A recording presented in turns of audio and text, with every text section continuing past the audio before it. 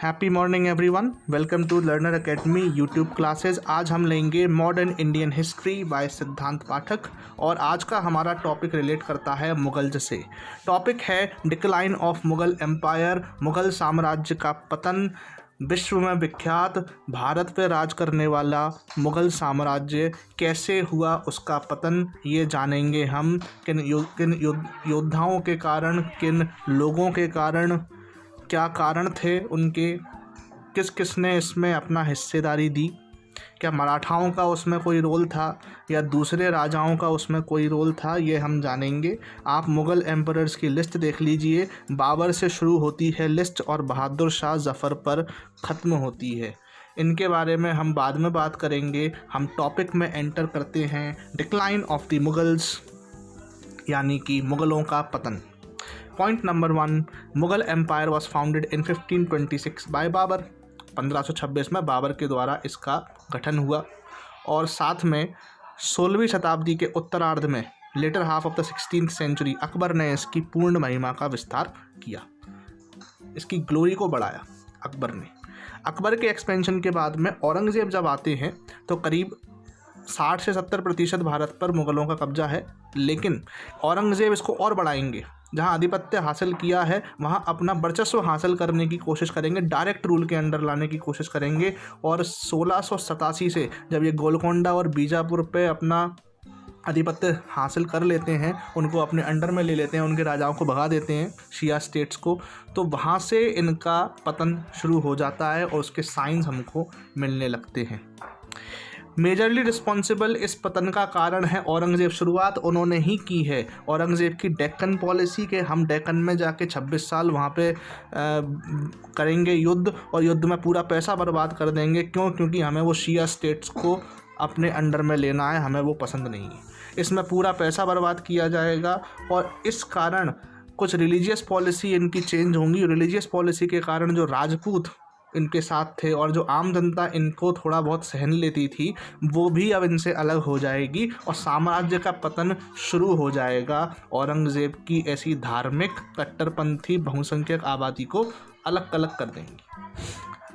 कुछ रीज़न्स और हैं, वो रीज़न उनका कहना है इतिहासकारों का कि वो इंस्टीट्यूशंस और सिस्टम्स में मिलेंगे। मुग़ल के इंस्टीट्यूशंस और सिस्टम्स हैं एडमिनिस्ट्रेशन का, उनमें मिलेंगे। और साथ में जो पर्सनैलिटी है एम्परर की, उसमें ये कुछ रीज़न्स मिलते हैं कि एम्परर की पॉलिसीज़, एम्परर की पर्सनैलिटी और जो सिस्टम चल रहा है मुग़ल एडमिनिस्ट्रेशन का, उसमें कारण देखे जा सकते हैं। हम देखते हैं कि औरंगज़ेब के बाद जो सक्सेसर्स आते हैं, जैसे कि बहादुर शाह फर्स्ट आते हैं, और भी लोग आते हैं जैसे कि जहांगीर शाह, फर्रुखसियार आते हैं, मोहम्मद शाह आते हैं। ये इस पतन को रोक नहीं पाते, उसको वो कंट्रोल नहीं कर पाते, उसको नियंत्रण वे नहीं कर पाते। और ऐसे उत्तराधिकारी अगर आ जाते हैं तो पतन को रोका नहीं जा सकता और अंत निश्चित हो जाता है। कोई पावरफुल रूलर नहीं आ पाया औरंगज़ेब के बाद जो उसको कंट्रोल कर ले। भले ही उसकी मानसिकता कंट्रोल करने की रही होगी, लेकिन बहुत से ऐसे कारण थे कि वो उसे कंट्रोल नहीं कर पाए। 6th पॉइंट ये है कि जैसे ही कोई राजा मरता है तो उसके बेटे आपस में लड़ने लगते हैं, तो सक्सेसिव वार्स में मुग़ल आर्मी को डिस्ट्रॉय कर दिया। जैसे कि बहादुर शाह फर्स्ट की जब डेथ हुई तो उनके लड़के लड़ने चले गए और उनका जो शव था वो 1 महीने तक ऐसा ही रखा रहा, उसको दफनाया तक भी नहीं गया। तो ये आप देख सकते हैं कि जो स्थिति है बड़ी लचर हो रही है। मुग़लों के जो साम्राज्य की स्थिति है औरंगज़ेब के समय के अंत में और औरंगज़ेब की डेथ के बाद में बिल्कुल बर्बरता छा गई है पूरे सिस्टम में। तो ये जो मिलिट्री है उसको वीक किया गया है, उसमें नई टेक्नोलॉजी नहीं आई है। और इससे क्या हो रहा है कि जो फॉरेनर्स बैठे हुए हैं बाउंड्री पर, जो नॉर्थ वेस्ट की साइड से, अफ़गानिस्तान साइड से, वो अटैक करेंगे। और साथ में जो लोकल रूलर्स हैं, जो स्वदेशी शासक हैं, वो भी हमला करने को तैयार बैठे हैं, क्योंकि वो मुग़लों के अंडर नहीं रहना चाहते। उन्हें अपनी स्वायत्तता चाहिए, उन्हें अपने ऑटोनॉमी उन्हें चाहिए। तो हम देखते हैं कि नादिर शाह 1738-39 में और अहमद शाह अब्दाली 1739 से 1761 तक, 1749 से 1761 तक अटैक करते हैं और एम्पायर को बिल्कुल मारकर रख देते हैं। एम्पायर बर्बाद हो जाता है। कैपिटल दिल्ली तक चले जाते हैं बड़े आराम से, यहाँ सो रहे हैं ये मुग़ल बादशाह और वो दिल्ली तक आ चुके हैं। ऐसे ही हम देखते हैं कि जो मराठा हैं, मराठा बाजीराव प्रथम के अंडर दिल्ली पर रेड मारते हैं 1738 में। वे जब अपने एरिया मालवा और हैदराबाद के आसपास और खानदेश पे अटैक कर रहे हैं तो चिन कुलिच खां जो हैदराबाद के रूलर हैं वो बाजीराव से कहते हैं कि आप उत्तर में जाइए, वहाँ आपको ज़्यादा फ़ायदा होगा। तो सीधे दिल्ली पे अटैक करते हैं और 1738 में दिल्ली को लूट के वापस आ जाते हैं। बाद में मुग़ल मराठाओं की मदद लेते हैं, लेकिन 1761 के पानीपत युद्ध में अब्दाली से मराठा और मुग़ल दोनों हार जाते हैं। उसके अपने कारण है, उसमें अलग जाएंगे। तो ये कारण है कि कुछ लोग जो आप उनकी मदद भी ले रहे हैं, बाद में वो आपसे खुश भी नहीं है, तो दोनों कारण हो रहे हैं। इसमें देखिए आगे 10th पॉइंट है कि बहुत सारे प्रोविंशियल गवर्नर्स हैं और नोबल्स हैं, जैसे कि मुर्शिद कुली खां बंगाल में है, चिन कुलिच खां हैदराबाद में है, सादत खां अवध में है। ये अपनी ऑटोनॉमी को प्राप्त करने के लिए साम्राज्य का साथ छोड़ते जा रहे हैं। ये जो प्रांत के जो लीडर्स हैं अलग अलग, ये इन्हें स्वायत्तता चाहिए और स्वायत्तता पाने के लिए ये एम्पायर की फ़िक्र नहीं कर रहे हैं। एम्पायर गया तो गया, हमें अपनी ऑटोनॉमी चाहिए। इसके भी अपने कारण हैं कि Mughal empire was a war state. तो ये जो मुग़ल एम्पायर बना है ये स्वॉर्ड के ऊपर बना है, मतलब कि तलवार की शक्ति पर बना है, ना कि लोगों की इच्छा के ऊपर। और मिलिट्री पावर और पर्सनैलिटी ऑफ द किंग जब तक बनी हुई है, किंग का इफ़ेक्ट पूरे मिलिट्री सिस्टम पर, पूरे एडमिनिस्ट्रेशन पर और लोगों पर जब तक है, तब तक तो अच्छा चल रहा है। एक बार सैन्य शक्ति में या लोगों के विश्वास में गिरावट आती है और मुग़ल सम्राट की जो पर्सनैलिटी है उसमें गिरावट आती है, तो परेशानियां बढ़ जाएंगी और पतन की ओर अग्रसर होगा। Military aristocracy organised into मनसबदारी system. तो अकबर ने क्या काम किया कि ये जो मिलिट्री एरिस्टोक्रेसी है, ये जो अलग अलग लोग हैं, ये बहुत परेशान हैं, लेकिन अकबर ने इनको एक सिस्टम में बांधा, उसका नाम था मनसबदारी सिस्टम। इसमें इनको रैंक दी गई, उनको बोला गया ज़ात और सवार। ज़ात और सवार इनकी रैंक थी, जिसमें इनको सिस्टम में रखा गया, इनको कैश में पे किया गया और इनको खुश रखा गया। उसके बाद में जात और सवार में मनसबदार ढल गए, कुछ लोगों को जागीर दी गई, जागीरदार भी आने लगे। तो कुछ लोगों को कैश में दिया जाता था, उन्हें नकदी मनसबदार कहा जाता था, और जिनको जागीर में दिया जाता था उनको जागीरदार बोला गया। और जागीर ट्रांसफरेबल होती थी, आपको एक जागीर से दूसरी जागीर में ट्रांसफ़र कर दिया जाता था। लेकिन एक तरह की और जागीर हुआ करती थी जिनको बोलते थे नॉन ट्रांसफरेबल जागीर या फिर हस्तांतरणीय जागीर, जिनको अलग एक आपसे अलग नहीं किया जाएगा या आपको ट्रांसफ़र नहीं किया जाएगा। उसके बाद में अगला पॉइंट देखते हैं। मनसबदार्स को अपॉइंट किया जाता था एम्परर के द्वारा और डिसमिस भी एम्परर के द्वारा किया जाता था। और जो मनसबदार थे वो सिर्फ एम्परर के लिए लॉयल हुआ करते थे, एम्परर ही सबकी नियुक्ति करते थे और एम्परर ही सबको नियुक्त करते थे। तो आप देखिए, जहाँ पे एम्परर कमज़ोर होगा, ये जो मनसबदार हैं ये अपना स्वायत्तता पाने के लिए या ऑटोनॉमी पाने के लिए आगे आ जाएंगे। जब एम्परर वीक हुए और इकोनॉमी स्लो डाउन हुई तो मनसबदारों ने अपना असली रूप दिखाना शुरू कर दिया और आगे आ गए, आपस में लड़ने लगे और मुग़लों को कमज़ोर करने लगे। नोबल्स के कुछ ग्रुप्स थे। नोबल्स तुरानीज़, ईरानीज़, अफ़गानीज़ और हिंदुस्तानी और डेक्कानी ग्रुप में बटे हुए थे। ये ग्रुप्स थे, 5 ग्रुप्स थे। ये आपस में कोर्ट में लड़ते रहते थे और अपने आधिपत्य हासिल करना चाहते थे कोर्ट में। ये स्थिति तब आई जब औरंगज़ेब के बाद जो रूलर्स थे वो बड़े कमज़ोर हो गए और ये जो म्यूचुअल राइवलरी है इन ग्रुप्स के बीच में ये सामने आती गई जैसे ही आर्थिक संकट बढ़ता गया और जो प्रतिस्पर्धा है वो होती गई। क्यों? जैसे ही आर्थिक स्थिति कमज़ोर होगी तो जागीरदार जो हैं वो कम हो जाएंगे, जागीर कम हो जाएंगी और जागीरदार उनको पाने वाले ज़्यादा हो जाएंगे, तो आपस में भिड़ेंगे और इससे क्या होगा कि उनके अंदर इनसिक्योरिटी बढ़ेगी।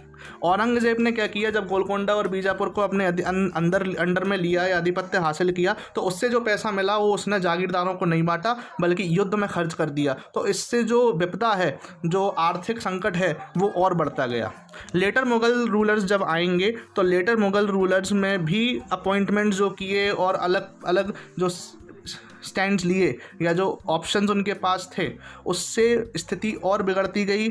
अलग गलत तरीके से लोगों को नियुक्त किया जाने लगा और इजरादारी सिस्टम का यहाँ पे उदय हुआ जिसमें बोली लगाई जाती थी ज़मीन की, तो उससे एग्रीकल्चर को बहुत नुकसान हुए। सिस्टम ऑफ सुपरविज़न जो अकबर के टाइम और जहांगीर के टाइम बहुत मजबूत था वो बहुत कमज़ोर हो गया औरंगज़ेब की डेथ के बाद में और उसको मनसबदार और अलग अलग लोग इसको नियमों को तोड़ने लगे। पीजेंट रिवोल्ट्स बढ़ गए, लोगों ने मुग़लों की बात मानना बंद कर दी, सेना का जो प्रकोप था वो भी कम हो गया, लोगों के मन से डर भी भाग गया, और लोकल ज़मींदार जो थे, जिनको जागीर नहीं मिल रही थी या जिनको ट्रांसफ़र जल्दी जल्दी हो रहे थे, उन्होंने इन पीजेंट्स का रिवोल्ट में साथ दिया। तो किसानों का लोकल ज़मींदार साथ दे रहे हैं मुग़लों के ख़िलाफ़ और सेना के ख़िलाफ़। 18वीं शताब्दी में किसान विद्रोह बढ़ चुके थे, पहले भी होते थे लेकिन यहाँ बढ़ गए थे। और जैसे कि इकोनॉमी श्रिंक हुई या फिर इकोनॉमी कमज़ोर हुई, तो जो पीजेंट्स पर उसका टैक्स का बर्डन बढ़ गया, टैक्स बढ़ा दिया गया, और पीजेंट अब विद्रोह करने की स्थिति में और ज़्यादा आगे आ गया। हम ये देख सकते हैं कि जो कम्युनिटी रिलेशंस हैं लोकल ज़मींदार और पीजेंट के बीच, ज़मींदार हिंदू भी हैं, ज़मींदार मुस्लिम भी हैं, और धर्मों के भी हैं ज़मींदार, और बहुत सारे हिंदू ज़मींदार भी हैं। ऐसा कुछ नहीं है कि ज़मींदार सिर्फ पर्टिकुलर धर्म के हैं, सब तरह के हैं। और स्थानीय ज़मींदार इनको लेकर क्या करेंगे, इनको लेकर विद्रोह करवाएंगे, वो इनका सपोर्ट करेंगे, क्योंकि इससे स्वायत्तता किसको हासिल होगी, उन ज़मींदारों को। कंट्रोल किसके पास आएगा, पैसा किसके पास आएगा, ज़मींदारों के पास।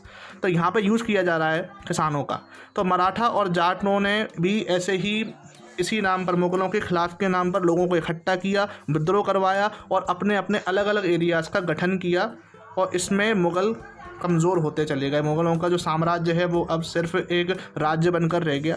और ये मूवमेंट्स और ये रिवोल्ट्स जो होते थे, ये local regional powers, ethnic identity और एसोसिएटेड नोशंस ऑफ कम्युनिटी, मतलब कम्युनिटी के बेस पर, कुछ कास्ट सिस्टम के बेस पर अलग अलग इनके सिस्टम होते थे। जैसे राजपूत हो गए, जाट्स हो गए, कुछ अवध वाले एरिया के हो गए, अलग वाले लखनऊ के नवाब हो गए। तो उस तरीके के जो सिस्टम्स थे उनको फॉलो किया और यहाँ पर अपना ऑटोनॉमी हासिल किया।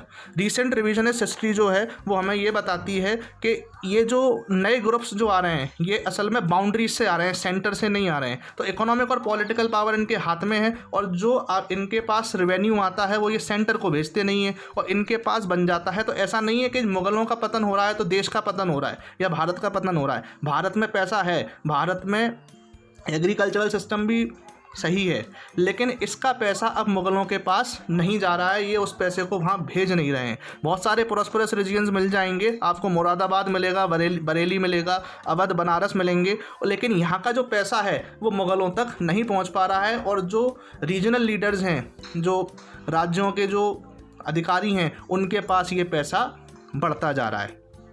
ये कारण है मुग़लों के पतन का, ये बहुत इंपॉर्टेंट पार्ट है। बंगाल ऐसे ही एक एरिया था, लेकिन अलीवर्दी खान ने अपना जो रेवेन्यू वो भेजते थे उसको उन्होंने 1740 के बाद रोक दिया आते ही। तो ये बड़ा कारण है, क्योंकि बंगाल सबसे ज़्यादा पैसा देता था सेंटर को। ऐसे ही Mughal system rested on the process of reconciliation. Reconciliation का क्या मतलब है? रिकॉन्सिलिएशन का अर्थ है कि सामंजस्य बिठाया जाए और एडजस्टमेंट किया जाए, समायोजन किया जाए, इस सिस्टम पे बनता था। लेकिन औरंगज़ेब की पॉलिसीज़ के कारण और बाद में मुग़ल रूलर्स जो आए बाद में, उनकी कमज़ोरी के कारण ये प्रोसेस को फॉलो नहीं किया गया, और इससे जो रिलेशनशिप थी जो वो टूट गई, और रिलेशनशिप टूटने के बाद पतन ऑब्वियसली होना था। और डिसेंट्रलाइजेशन और कॉमर्शियलाइजेशन, ये बहुत बड़े फैक्टर्स हैं। डिसेंट्रलाइजेशन विकेंद्रीकरण और कॉमर्शियलाइजेशन वाणिज्यकरण, इनके कारण जो इकोनॉमिक ग्रुप्स थे उनको पैसा मिला और उन्होंने बाकी ट्रेड को मोनोपोलाइज करना शुरू कर दिया और रेवेन्यू को भेजना कम कर दिया, और जो पूरा पैसा था अपने पास रखा, अपना भला सोचा उन्होंने और एम्पायर को नज़रअंदाज कर दिया। उसके बाद में इंक्रीजिंग इकोनॉमिक प्रोस्पेरिटी, इन लोकल रूलर्स की जो इकोनॉमिक प्रोस्पेरिटी जैसे थी उसमें ये बड़े, लेकिन मुगल्स ने इनको इग्नोर कर दिया। बहुत सारे ऐसे लोग थे अलग अलग एरियाज़ में जो लोकल रूलर्स को सपोर्ट किया करते थे। इसका एक बड़ा एग्जाम्पल है बंगाल के जगत सेठ, जो बैंकर्स थे, वो बंगाल के नवाब को बहुत सपोर्ट किया करते थे। ऐसे ही हैदराबाद में, ऐसे ही मैसूर में सब लोग थे जो इन रूलर्स को सपोर्ट किया करते थे। इन स्थानीय शासकों और नेताओं की बढ़ती आर्थिक समृद्धि बढ़ी, लेकिन मुग़लों ने उनको नज़रअंदाज किया। मुग़लों की ये बहुत बड़ी गलती थी। उसके साथ जो डिक्लाइन पीरियड था वो एक डार्क एज नहीं है। हाँ, पतन हुआ मुग़लों का, लेकिन पतन थोड़ा सा सिर्फ मुग़लों का हुआ है, भारत का नहीं हुआ है। ये अंधकार का समय नहीं है, ये सिर्फ मुग़ल साम्राज्य नीचे गया और क्षेत्रीय शक्तियों का उदय हुआ। कंक्लूजन में हम ये कह सकते हैं कि 10 पॉइंट में आप इसको देख सकते हैं। पहले औरंगज़ेब की दक्कन और धार्मिक नीतियाँ, दूसरा 18वीं शताब्दी के मुग़ल शासक, तीसरा, स्थानीय शासकों का साम्राज्य के प्रति विरोध। चौथा, मुगल सेना की कमज़ोर होती स्थिति। पांचवा, स्थानीय गुटों का उदय। छठवां, आर्थिक संकट। सातवां, मराठा का उदय। आठवां, किसानों की बढ़ता क्रोध और विद्रोह। नवा, विकेंद्रीकरण और वाणिज्यीकरण। और 10वां, यूरोपियन कंपनियों का व्यापार में आगमन। वे मुगलों से तो नहीं लड़े, लेकिन वो लोकल रूलर्स से लड़ेंगे, जो अगले पार्ट्स में हम आपको बताते जाएंगे। तो यह था मुगलों का डिक्लाइन। आप चैनल को देखते रहें, वीडियो को लाइक करें, कमेंट ज़रूर करें, इसको शेयर करें सोशल मीडिया पे, सब्सक्राइब करें। Keep watching. Thank you.